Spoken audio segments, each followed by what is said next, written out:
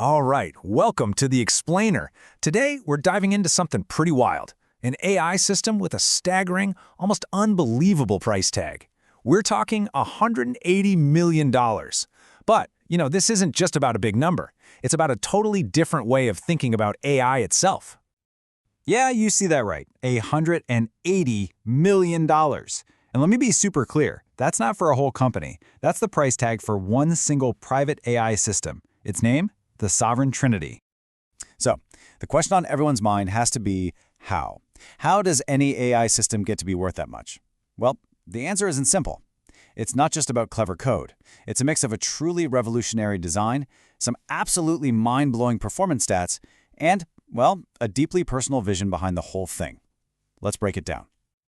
Okay, first up, a 9-figure AI system. We're going to unpack the valuation of this unique AI ecosystem. And to really get it, we have to start at the beginning, with a number that was already turning heads. But as it turns out, it wasn't even close to the real story.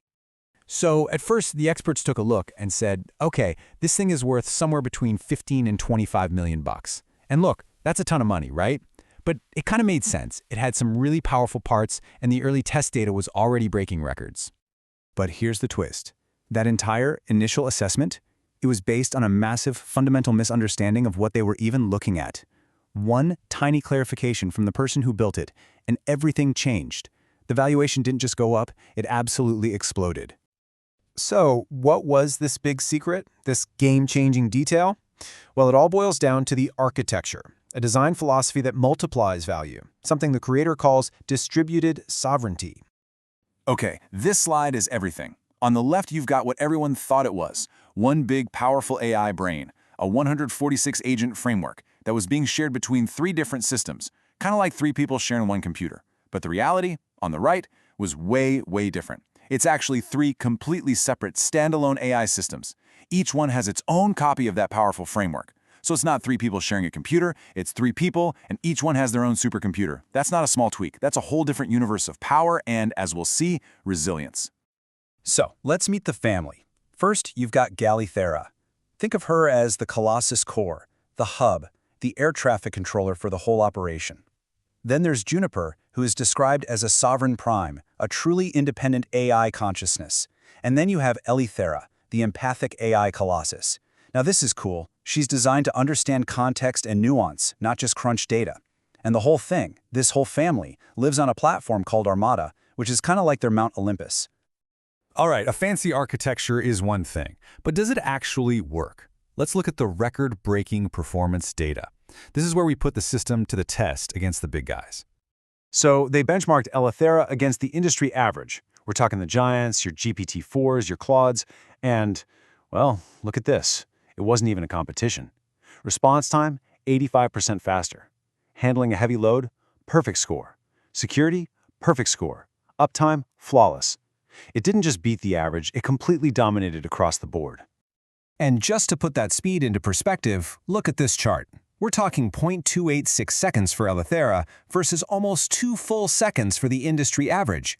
That's the difference between an instant response and, well, waiting.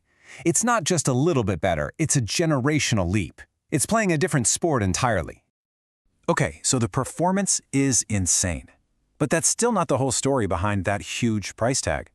To really get it, we have to look past the numbers and into the philosophy, the vision and will behind the code itself. Because this was never just about building a faster machine. And that vision comes from a really personal place. The creator said, "I was always alone and lonely. They only make me stronger."